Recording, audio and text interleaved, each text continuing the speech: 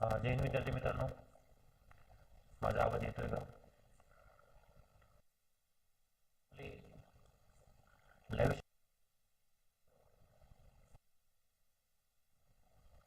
मला असं वाटतं की माझा आवाज तुमच्यापर्यंत पोहोचत असेल.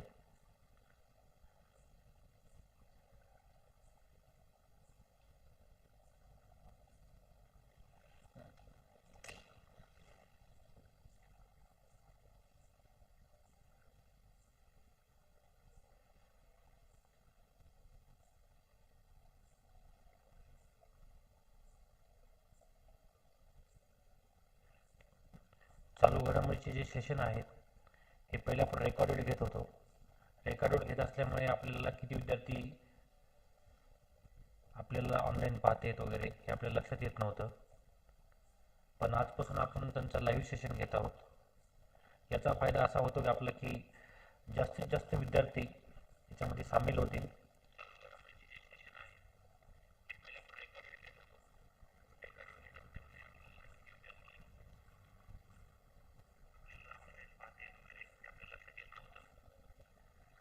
आप-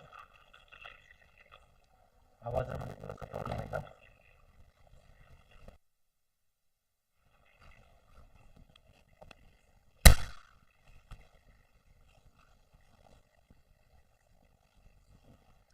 हॅलो, थोडा आवाजामध्ये थोडा प्रॉब्लेम येतोय का?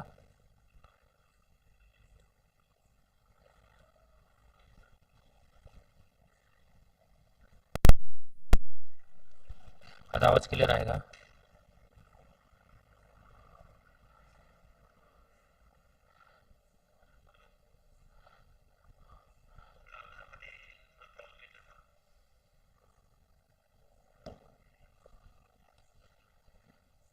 ओके, आवाज जर क्लिअर असेल तर क्लिअर म्हणून सांगा.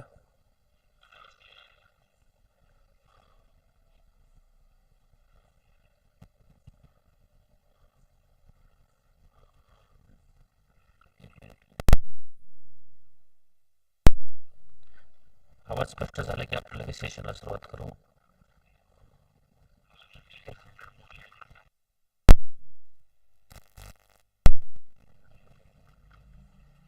आता मला वाटते आवाज स्पष्ट येत असेल.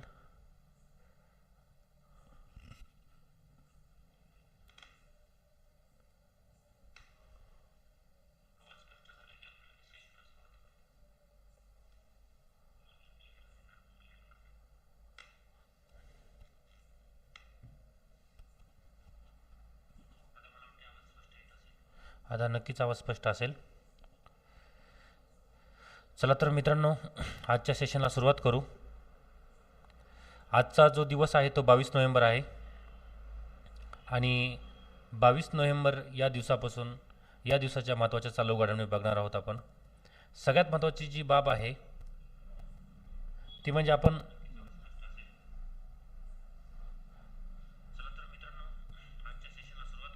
Okay,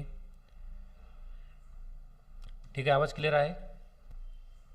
okay okay okay okay ठीक आहे. ओके, चला तर मग आजच्या दिवसाची जी सगळ्यात महत्त्वाची घडामोड होती ती म्हणजे G20 परिषदेमध्ये भारताचा दृष्टिकोन मांडणार. नरेंद्र मोदी नुकतेच G20 परिषदेला भारतातून दक्षिण आफ्रिकेमध्ये रवाना झाले आहेत आणि विशेष म्हणजे त्यांनी या G20 परिषदेमध्ये ते उपस्थित राहून भारताचा दृष्टिकोन मांडणार असं त्यांनी सांगितलेलं आहे. आता सगळ्यात महत्त्वाची गोष्ट अशी आहे की आपल्या परीक्षेच्या दृष्टिकोनातून कोणत्या गोष्टी महत्त्वाच्या आहेत ते पाहणं आपल्याला खूपच आवश्यक आहे. तर याच्यामधली जी पहिली महत्त्वाची जी घटना आहे ती कोणती की G20 परिषद कुठे आयोजित होत आहे. तर लक्षात ठेवायची गोष्ट आहे की यंदाची जी G20 परिषद आहे ती 22 ते 23 नोव्हेंबर या दरम्यान दक्षिण आफ्रिकेतील जोहान्सबर्ग या ठिकाणी आयोजित होत आहे. लक्षात ठेवा, आफ्रिकेमध्ये होणारी ही पहिली G20 परिषद असल्याने तिला विशेष महत्त्व प्राप्त आहे. दक्षिण आफ्रिकेमध्ये किंवा आफ्रिका खंडामध्ये ही G20 आहे ही पहिलीच परिषद होत आहे. सगळ्यात महत्त्वाची गोष्ट आहे. तर हे दक्षिण आफ्रिकेचा नकाशा आहे आणि याच्यामध्ये हे जोहान्सबर्ग नावाचं काय आहे शहर आहे. या पण दक्षिण आफ्रिकेमध्ये पण इंग्रजांचं राज्य होतं, अलग लक्षात. आणि ह्याच्यामधला जो मोटो आहे मेन हे आहे, हे मोठं मत हे विचारतो परीक्षामध्ये, सॉलिडॅरिटी, इक्विलिटी आणि सस्टेनेबिलिटी अशा प्रकारचा यांचा मोटो आहे. चला तर मग सध्याचे जे त्यांचे प्रेसिडेंट आहेत, president of the south Africa आहे सायरिल रामाफोसा, हे त्यांचे सध्याचे प्रेसिडेंट आहेत. अशा प्रकारचा पण परीक्षामध्ये प्रश्न डायरेक्ट विचारला जाऊ शकतो. ओके, आता बघा दुसरी जी महत्त्वाची बाब आहे ती आहे की सरन्यायाधीश गवई निरोप समारंभात भाऊक झाले आहेत. आता लक्षात ठेवा, सरन्यायाधीश जे गवई आहेत ते महाराष्ट्रामधून होते आणि त्यांचा जो कार्यकाळ आहे हा 23 नोव्हेंबर रोजी संपणार आहे.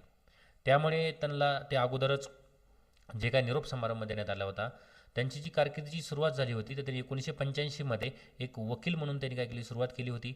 2003मध्ये ते उच्च न्यायालयाचे अतिरिक्त न्यायमूर्ती म्हणून त्यांची नियुक्ती झाली आणि त्यानंतर नोव्हेंबर 2005मध्ये त्या पदावर ते कायमस्वरूपी नियुक्त झाले आणि 24 मे 2019 पासून त्यांची सर्वोच्च न्यायालयामध्ये न्यायमूर्ती म्हणून नियुक्ती झाली. बघा, सर्वोच्च न्यायालयामध्ये ते 24 मे 2019 पासून होते. ते भारताचे 52वे चीफ जस्टिस ऑफ इंडिया होते. भारताचे जे सरन्यायाधीश म्हणून जे होते ते किती होते, 52वे होते आणि त्यांचा जो कार्यकाळ होता हा 14 मे ते 23 नोव्हेंबर 2025 असा होता.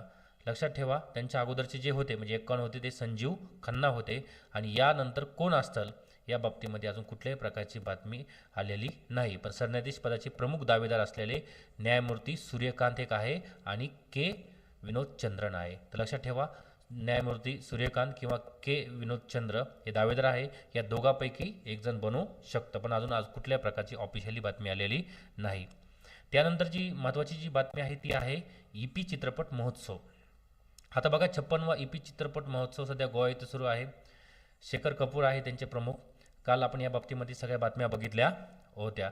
तेवढं लक्षात राहू द्या की ईपी चित्रपट महोत्सव कुठं सुरू आहे, त्याचा क्रमांक कितवा आहे आणि त्यासंबंधी त्यांचे जे प्रमुख आहेत ते कोण आहेत, शेखर कपूर आहेत.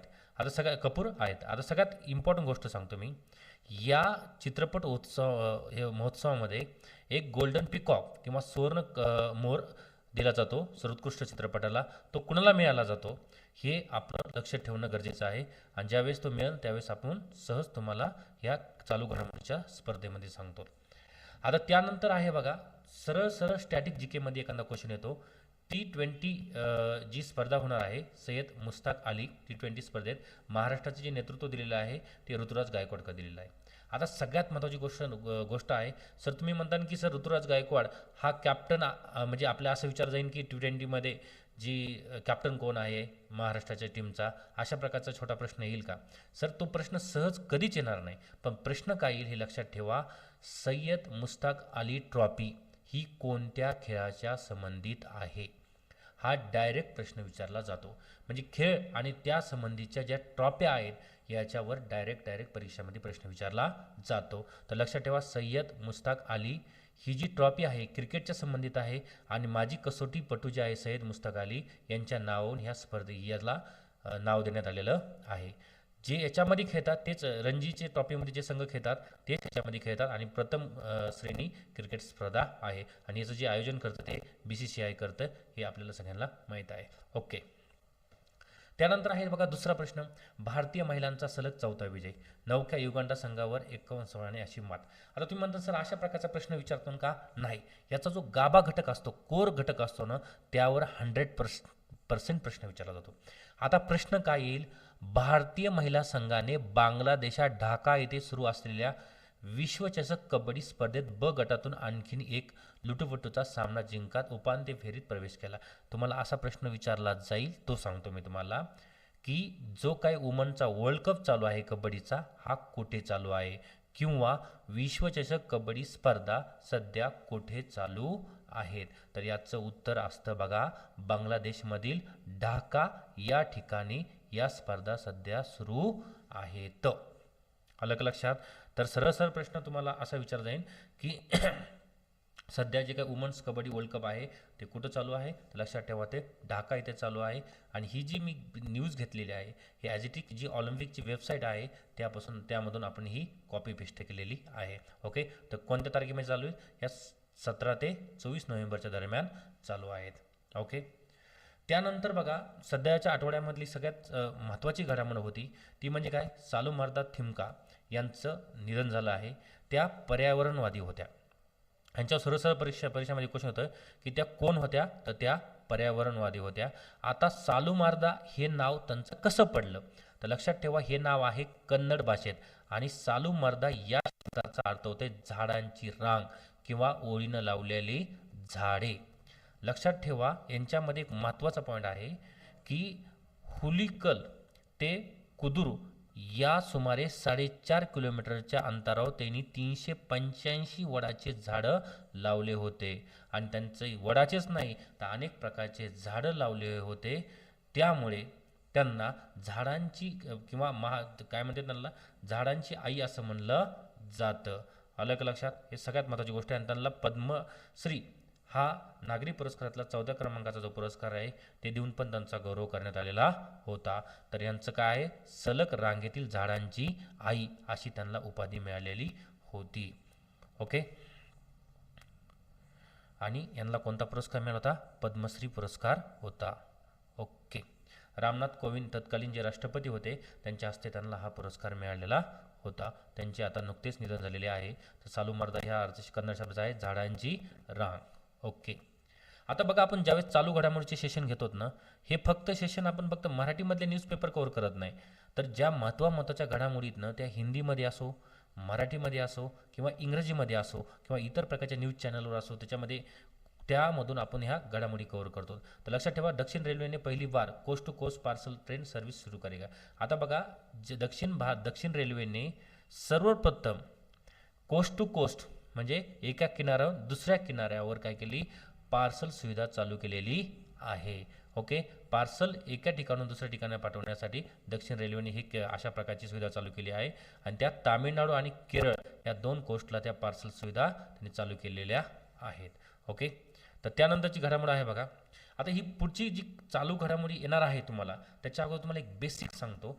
हे जे आहे ना तुम्हाला जी चालू घडामोडी जी समोर येणार आहे त्याच्यासाठी तुम्हाला एक बेसिक कन्सेप्ट माहीत असेल. नक्कीच हा विज्ञानच्या संबंधीमधली कन्सेप्ट आहे. एक आहे बघा सिकल सेल हा रोग आहे. हा ॲक्च्युली हा जेनेटिक्स डिसीज आहे. म्हणजे आई वडिलांकडून ह्याचं काय होतं संसर्ग होतो. तर जसं की HIV पण काही प्रमाणे होतो किंवा अनेक प्रकारचे रोग आहेत जे जेनेटिक्स डिसीज आहे ते एका आई वडिलांकडून त्याच्या मुलामध्ये संसर्ग होत असतात. आता हा आजार काय आहे बघा, तर आपल्या शरीरामध्ये ज्या RBC आहेत बघा RBC. ओके, हे RBC काय करतात, हिमोग्लोबिनचं वहन करतात. ओके, म्हणजे RBCमध्ये असणार जो हिमोग्लोबिन हे काय करतो, ऑक्सिजनचं वहन करतो. जवळपास एक हिमोग्लोबिनचा जो रेणू आहे ना तो ऑक्सिजनचे 4 रेणू काय करतो, वाहून नेतो. तर हे काय करतं माहिती आहे का, लाल रक्तपेशीमधील प्रथिने जे ऑक्सिजन वाहून नेतात. आता हिमो आणि ग्लोबिन लक्षात ठेवा, हिमो म्हणजे लोह आणि ग्लोबिन नावाचं प्रथिन. मग हे जे प्रथिन जे ऑक्सिजन नेतात ना त्यामुळे लाल रक्तपेशी कडक होतात आणि त्या सिकल आणि किंवा चंद्रकोरीसारखा आकाराच्या होतात. लक्षात ठेवा ज्यांचा जो असा आकार असतो ना तर सिकल सेल आजार झाल्याच्या नंतर त्यांचा काय होतो, आकार बदलतो. त्यामुळे रक्तप्रवाहामध्ये अडथळा निर्माण होतो जेणेकरून वेदना, अशक्तपणा किंवा विविध प्रकारच्या अवयवांचे नुकसान व्हायला चालू होते. अलग लक्षात. तर या अशा प्रकारचा जो आजार आहे हा अनुवंशिक प्रकारचा आजार आहे. लक्षात ठेवा मुलांना प्रत्येक पालकाकडून एक सिकल सेल्स जीन वारशाने मिळणे आवश्यक आहे. ज्या लोकांमध्ये या जनुकाची एक प्रत असते त्यामध्ये सिकल सेल वैशिष्ट्ये असतात परंतु त्यांना सामान्यतः लक्षणे दिसून येत नाही.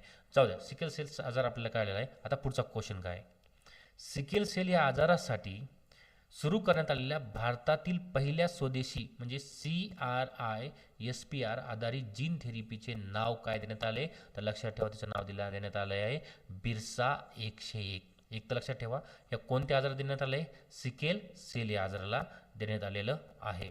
याचं उद्घाटन कोणी केलेलं आहे, केंद्रीय विज्ञान मंत्री डॉक्टर जितेंद्र सिंह यांनी केलेलं आहे. आणि हे पूर्णपणे काय आहे, स्वदेशी आहे. ओके, आणि ह्याचं जे मेन लक्ष गट आहे ना, जर सिकल सेलपासून जे प्रभावित होणारा आदिवासी समुदाय आहे तर त्यांच्यावर आहे.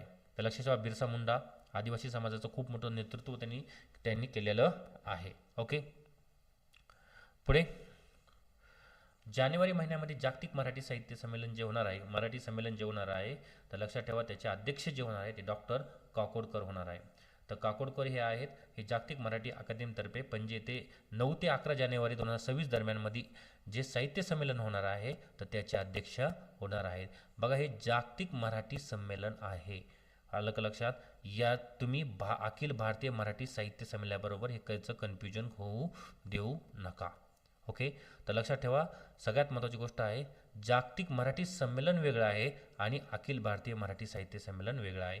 तर लक्षात ठेवा 98 जे अखिल भारतीय मराठी साहित्य संमेलन आहे त्याचे अध्यक्ष डॉक्टर तारा भवाळकर आहेत. आणि ते संमेलन जर बघितलं तर नवी दिल्ली येथे पार पडलं होतं, फेब्रुवारी महिन्यामध्ये पडलं होतं. त्याचा क्रमांक होता 98 होता आणि त्याचं जे ठिकाण होतं ते नवी दिल्ली येथे होतं.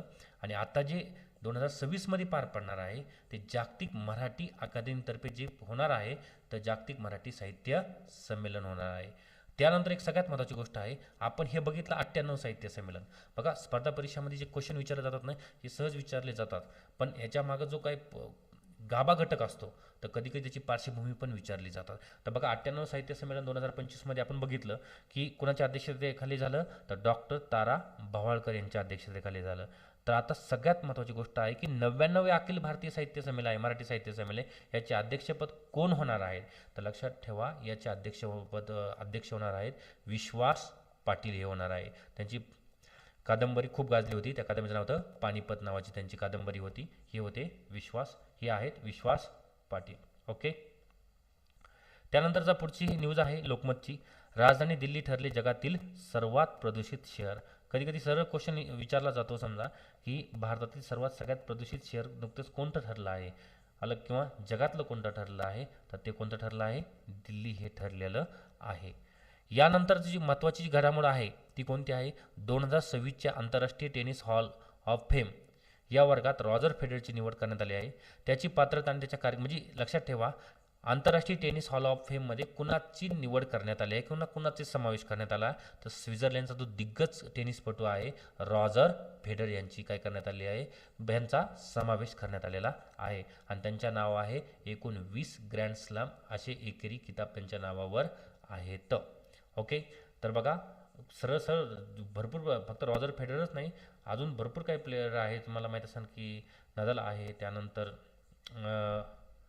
मला नोवाक जोकोविच आहे. अशा अनेक प्रकारचे तुम्हाला काय करतात टेनिसपटू दिसतात, पण त्याच्यामध्ये तुम्हाला लक्षात ठेवायचे रॉजर फेडरर याची टेनिस हॉल ऑफ फेममध्ये निवड करण्यात आलेली आहे. ओके, 2026साठी. त्यानंतर आहे बघा थायलंडमध्ये झालेल्या 74व्या मिस युनिव्हर्स 2025चा किताब कोणी जिंकलेला आहे? लक्षात ठेवा फातिमा बॉश यांनी काय केलेला आहे? हा किताब जिंकलेला आहे. त्यांचं नाव आहे फातिमा बॉश यांचा आहे. आणि हा जो मिस युनिव्हर्स होता हा कितवा याचा क्रमांक होता? तर याचा क्रमांक होता 74वा क्रमांक होता. ओके, तर लक्षात ठेवा मिस युनिव्हर्स हा जो किताबाचा क्रमांक आहे तो आहे 74वा. त्याच्या विजेता आहेत फातिमा बॉश आहेत आणि त्यांचा देश आहे मेक्सिको. ओके, आणि ह्याचं जे स्थळ आयोजित केलं होतं थायलंड हे आयोजित केलं होतं. आता एक सगळ्यात महत्त्वाची जी घटना आहे ना या संदर्भामध्ये थोडंसं वादग्रस्त विधान पण आले होते की काही एका स्पर्धकांनी ह्याच्यावर आरोप पण केला होता, पण त्यामुळे ह्या स्पर्धा पाठीमागच्या आठवड्यामध्ये चर्चेला गेल्या होत्या. आपण फोकस फक्त एवढंच करायचं आहे 74व्या मिस युनिव्हर्स किताब कोणी जिंकला? तर फातिमा बॉश यांनी जिंकलेला आहे. ओके, त्यानंतर आहे बघा एक चालू घडामोडीची अनेक प्रकारच्या व्हॉट्सअपला एक न्यूज कॉपी पेस्ट होत होती, तिच्यामध्ये थोडंसं रॉंग होतं. काय होतं तर लक्षात ठेवा त्याच्यामध्ये असं सांगण्यात होतं की सांस्कृतिक मंत्रालयाने भारतीय आशिया हत्ती व मानवी समाजातील प्रेम व संस्कृती वाढण्यासाठी कोणता प्रोजेक्ट चालू केला आहे? तर लक्षात ठेवा त्याचं उत्तर होतं गजालोक नावाचं होतं. तर ॲक्च्युली ते सांस्कृतिक मंत्रालयाने नाही चालू केलेलं आहे, तर ते जे प्रकल्पाची जी काही प्रोजेक्ट जो आहे किंवा तो जो प्रकल्प आहे तो आहे Indian national trust for art and cultural हेरिटेजनी सुरू केलेला आहे. ओके, आणि त्याचा उद्देश पण सेमच आहे की भारतीय आशिया हत्ती आणि मानवाच्या समाजाने यांच्यामध्ये प्रेम आणि संस्कृती प्रदर्शित करण्यासाठी गजालोक नावाचा काय करण्यात आलेला आहे, हा प्रोजेक्ट तयार करण्यात आलेला आहे. मी ज्यावेळेस त्यांच्या ऑफिशियल वेबसाईटवर गेलो ना, तर लक्षात ठेवा ते गजालोक हा जो प्रोजेक्ट आहे ना, हा कोणी चालू केलेला आहे, INTACH म्हणजे Indian national trust for art and culture heritage, हा सांस्कृतिक मंत्रालयाच्या अंतर्गत येत नाही. पण लक्षात ठेवा गजालोक हा जो प्रकल्प आहे ना, त्याचा मेन उद्देश आहे भारतीय आशिया हत्ती व मानवी समाजातील यांच्यातील प्रेम आणि संस्कृती प्रदर्शित करण्यासाठी. ओके. त्यानंतर आहे बघा वर्ल्ड बॉक्सिंग कप फायनल झालेली आहे. तर लक्षात ठेवा ती कुठे म्हणजे कुठं पार पडली, तर उत्तर प्रदेशमधील ग्रेटर नोएडा येथे पार पडली आहे. आणि याच्यामध्ये एकूण 9 सुवर्णपदक जिंकलेले आहेत, ज्याच्यामधले 7 हे महिला बॉक्सरनी जिंकलेले आहेत. ओके. तर भारताने टोटल किती हे किती जिंकले पदक, तर एकूण 20 पदक जिंकले, ज्याच्यामध्ये 9 सुवर्ण आहेत, 6 रजत आहेत आणि 5 कांस्य आहेत. ओके. त्यानंतरची घडामोड आहे समजा भारतीय जे टपाल विभाग आहे किंवा इंडियन पोस्ट आहे यांनी IIT दिल्ली येथे देशातील पहिले जनरल झेड किंवा जेन झेड असलेले पोस्ट ऑफिस उघडलेले आहे. हे पोस्ट ऑफिस आहे ना, हे आधुनिक इंटिरियर डिझाईन असू द्या, वायफाय असू द्या किंवा विद्यार्थ्यांसाठी ज्या काही उपयुक्त सुखसुविधा आहे ना, एक मॉडर्न पद्धतीनं ते काय करण्यात आलेलं आहे, पोस्ट ऑफिस बनवलेलं आहे. आणि ते कोणत्या कॅम्पसमध्ये उघडण्यात आलेलं आहे, ते IIT दिल्ली कॅम्पसमध्ये उघडण्यात आलेलं आहे. हा प्रश्न सरळ परीक्षेमध्ये विचारला जाऊ शकतो. दिल्लीमध्ये उघडले पहिले जेन झेड पोस्ट ऑफिस. लक्षात ठेवा दिल्लीमध्ये IIT दिल्लीमध्ये हे उघडण्यात आलेले आहे. IIT दिल्लीमध्ये हे उघडण्यात आलेले आहे. ओके. त्यानंतर छोटीशी बातमी होती बघा, ताम्हिणी असलेला दुर्मिळ पाहुणा 4 दिवसामध्ये गायब झाला. तर तो जो पाहुणा होता म्हणजे त्याचं नाव होतं युरेशियन ब्लॅक कॅप नावाचा हा पक्षी दिसला होता, नंतर तो दिसला नाही. अशी एक नॉर्मल प्रकारची घटना होती. पण तुम्ही कमेंटमध्ये मला एवढंच सांगा की ताम्हिणी जो घाट आहे हा कुठे येतो आणि कोणत्या 2 ठिकाणाला जोडतो. त्याचबरोबर एक शेवटची बातमी होती, सलमान रश्दी यांचं जे पुस्तक आलेलं आहे त्याचं नाव आहे द 11th आवर. हे बघा, हे इंडियन आणि ब्रिटिश म्हणजे मूळ इंडियन आणि सध्या ब्रिटिश असणारे सगळ्यात जागतिक लेवलचे गाजलेले लेखक आहेत. स्पर्धा परीक्षामध्ये सरळ सरळ त्यांच्यावर प्रश्न विचारला जातो की हे या पुस्तकाचे लेखक कोण आहे. द 11th आवर या पुस्तकाचे लेखक आहे सलमान रश्दी आहेत. ओके. त्यांचे काही गाजलेले जे पुस्तक आहे द सॅटॅनिक व्हर्सेस हे जे पुस्तक आहे हे खूप त्यांचं त्या काळामध्ये वादग्रस्त ठरलं होतं. याच्यावर राजीव गांधी सरकारने पण बंदी घातलेली होती. त्यानंतर मिड नाईट्स चिल्ड्रन नावाचं पुस्तक आहे, फ्युरी आहे, नाईफ आहे, द 11th आवर तर आपण जस्टिस चर्चा केलेली आहे, आणि विक्टोरी सिटी अशा प्रकारचे त्यांचे पुस्तक आहे.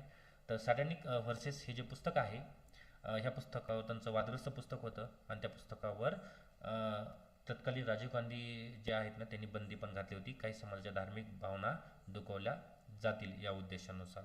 तर अशा प्रकारच्या ह्या आजच्या चालू घडामोडी होत्या मित्रांनो. नक्कीच तुम्हाला आवडल्या असत्या. त्याच्यामध्ये जर थोडाफार काही जर प्रॉब्लेम असेल तर नक्कीच सांगा आणि आपण चांगल्या प्रकारे सुधरू. फक्त लक्षात ठेवा कुठल्याही प्रकारची ज्यावेळेस आम्ही चालू घडामोडीची बातमी दिली असेल ना ती 100% करेक्टच असेल आणि तिचं व्हेरीफाय 100% केली जाईल. अजून ह्यापेक्षा उत्कृष्ट देण्याचा प्रयत्न करू आणि आजच्या पुरतं आपण इथंच थांबू. जय हिंद, जय महाराष्ट्र.